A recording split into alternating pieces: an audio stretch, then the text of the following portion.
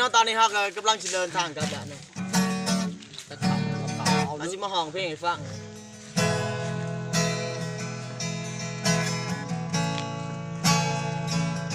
ก่อนครับมันจะถึงบ้านเอาไปเธอผ่านมาไร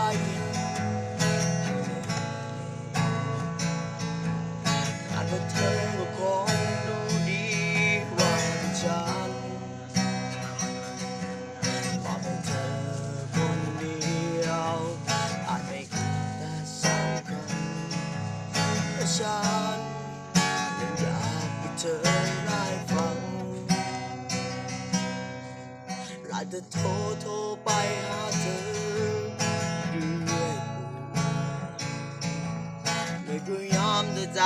สอบเธอไม่เบาใจเจ้ากำไม่รู้เลยตั้งนี่ประกาศไปเธอไม่สอบเราไม่สนและไม่เอาไม่อยากคุยก็เลยมารู้อยากให้เธอน่าเข้าใจสิ่งที่ฉันทำลงไปใจสั่งมาอย่าโกรธเลยนะคนที่ยกโทษให้ฉันน่าแก้วตาเขายังจะไม่มาจะไม่โทษและสุดท้ายที่ไหน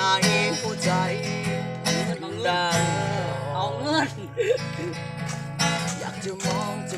งหน้าเธออีกสักทีก่อนเธอลาเธอไปใจดำหน้าตาดีอยากขอโทษเธอสักทีอยากพูดใจแต่มีหนึ่งคำ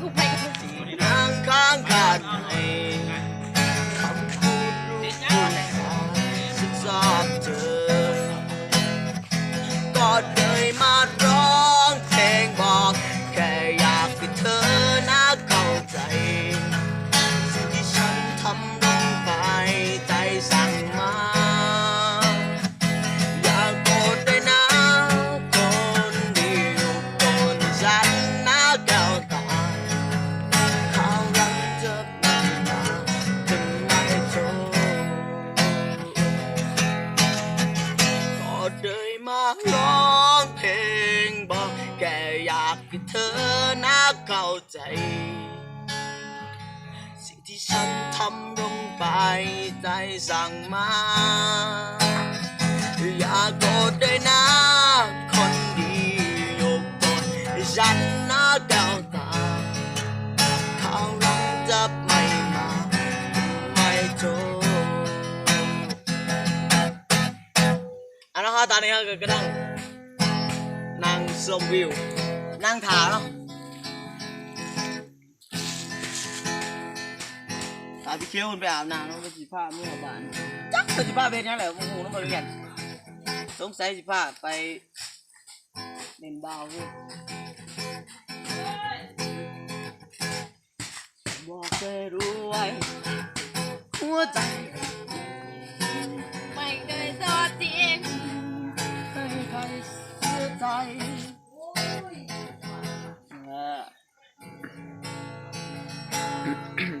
ตอนรับเลยใจฟังเพลงจะจากกันมาเรามาสัญญากันก่อน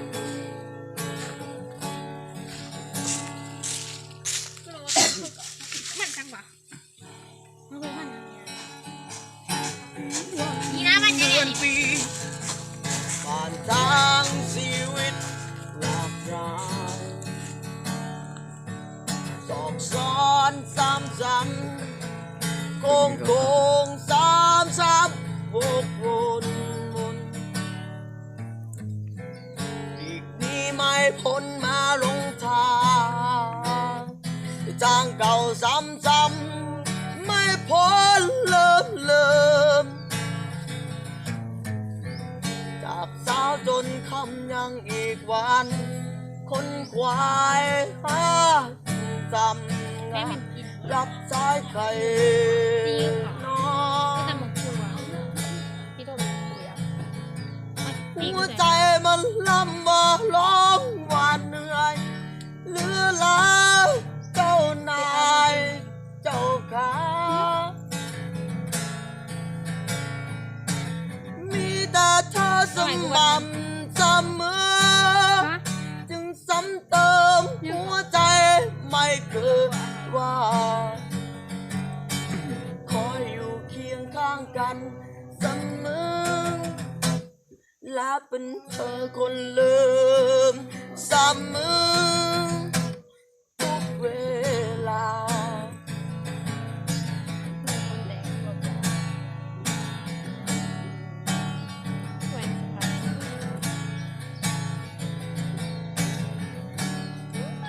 จงเด็กตั้งคือรอเสร็จ ทางชีวิต จะได้คนเนี่ยน้องสมเกียรติต่อ เล่นกูได้ดิ สอนจำจำโค้งโค้งจำจำโค้งโค้ง พบไปเรื่องมันมีเถอะนะ นี่ไม่พ้นมาลงทางทางเก่าซ้ำจำไม่พ้นเลิกเลิกจากเช้าจนค่ำยังอีกวันคนควายหาจำงานรับสายใครน้อง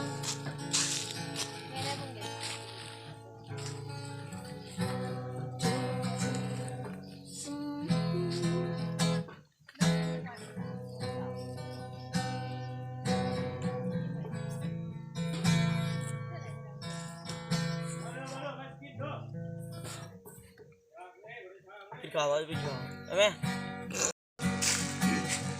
เบิ่งใหญ่ยังจะปิดพวกนี้ ก็เลยมาร้องเพลงบอกแค่อยากให้เธอน่าเข้าใจสิ่งที่ฉันทำลงไปใจสั่งมาอยากโกรธด้วยนะคนเดียวคนฉันน่าแก้วตาข้าวรักจะไม่มาจนไม่จบก็เลยมาร้องเพลงบอกแค่อยากให้เธอน่าเข้าใจ สิ่งที่ฉันทำลงไปใจสั่งมาอย่าโกรธด้วยนะคนดียกโกรธฉันนะแก้วตาข้าวหลังจะไม่มาไม่จบเอาละฮะก็มากราบสบายดีเนาะตอนนี้ฮะก็มาฮอดรอดโคเนาะเจ้าของหมู่บ้านเพิ่นพายางเลาะฮะก็ยางไปน้ำเพิ่นแหมจะเฮ็ดจังได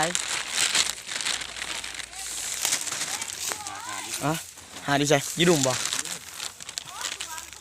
เขาคือบ่มาเอาดินใส่นี่ว่ะ มาเอาอะไรทั้งนั้นเลย มากับพี่เขียวเนาะ น้ำบกเงี้ยมาไว้ ตอนนี้เฮากำลังสิย่างลงไปเบิ่งหาดหลังบ้านโอ้มักแตงโมโอ้ละมักส้มโอมะพร้าวน้ำหอมไม่ยังอ่านเด้ออยากจุดส้มวิวอ้าวตัวหนังสือปีน ตัวหนังสือปีนสงสัยเฮาสิอ่านบ่ได้เนาะ ยกเขาลงไปรอบประเทศ ไปสิลงไปหาที่ทั้งดุมนี่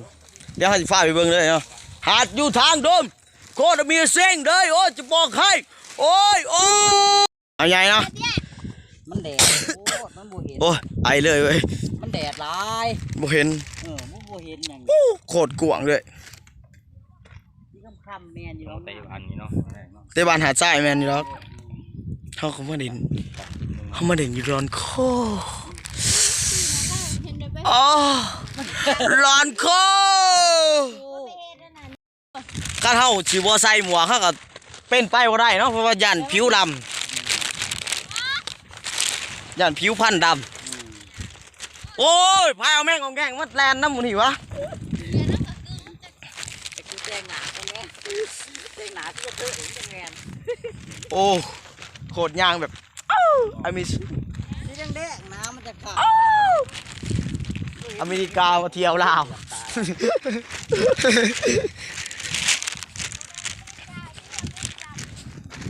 ดีเดดินใต้เนี่ยเขาไปบดก็ไปอันตายเฮาอันดินใต้เนี่ย ตอนนี้เขายางส้มหาตอนเวลาจักมุ่งวันตอนจักมุ่งไอ้เที่ยวนี่ไอ้เที่ยว สี่มุ่ง 4 มุ่งวะโมเมนต์เนาะ สี่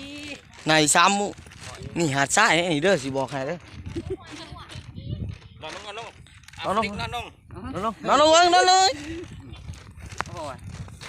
สีไทยฝรั่งทอด เขาก็ว่ายาง อยู่ตามประเทศมีกี่ อยู่กลางหาดทรายมันก็คือว่ายางแบบทรมานเลยวะยางเป๊ะๆเป๊ะๆแบบคนเมาเหล้าโอ้โอ้โอ้ โอ้ยโอ้ย ไปเอา1 ถอยหลัง 3 มันบ่เห็นหรอกมันมืดเบิด โอ้มันเหมือน ต่อกับตะเวน ม่วนบ่มันยางหาดทรายม่วนบ่ ม่วนบ่ม่วนบ่ มอน ม่วนบ่ม่วนหมองได้ฮอนกับพ่อฮอนโอ้ให้ตายแต่นุกปลน เอาเนี่ย ลูกกระโดดอยู่เพ ฮอนกับพ่อฮอนถ้าเราพาไปเล่นน้ำมันสิม่วนอยู่ ได้ลงแกง เออนี่มันยางหาดทรายนี่นะ ใส่ เอาไปฟื้อ บอกเงี้ยนะ โอ้สามหอน้องแตะ ทำเอา กำมาได้ไง เรือนุกเรือขึ้นอย่างไรใช่ไปซื้อทุกอย่าง พวกตาพวกอันนี้เข้านี่ ละเอียดดีเนาะนอนน้อยเนี่ยกับใส่ พวกตา กูหาดทรายโคตรงามเนาะ ละเอียด ดูนะเข้าเฮ้ย เออ อาชีพ อีลอนโค น้องวันนี้มาเล่นนอนโคเนาะ อ๋อไอชิมเขาก็มาสนปลา ขอตับ โอ้โหมันหอนแหลดมันเมื่อยโอ้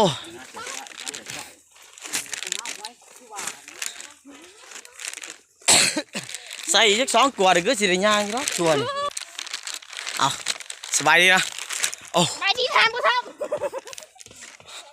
มึงบ่เปิดหน้าอีห่าง ำไม่เปิด เปิดวะมันคือหอนเถอะวะ จือกันไหนวะทุกคนเลย โอ้เขาหน้าเขาสิบ่จื้อมึงดอกว่ามึงกี่หลายกว่าเก่านะ ตาย ข้าวก็เก่าเลย ตายจะลุกไปโดน ของเอ็มวีของเหี่ยมาจัดให้ได้นี่ แม่นวะโอ้ตอนนี้กูสิย่างโขงมาแล้วกูเบิ่งสภาพแต่ละคนย่างเงี้ยๆเงี้ยๆขี่ข้ากลด้วยม่วนบ่ม่วนบ่ย่างตากแดดอยู่กลางหาดนี่ม่วนบ่ขอว่าเจ้าสิพาไปอาบน้ำ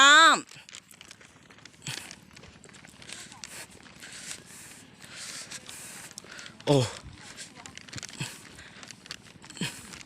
มันก็อยากจะสะเทือนหน่อยนึงโอ้ไปกลับเนาะ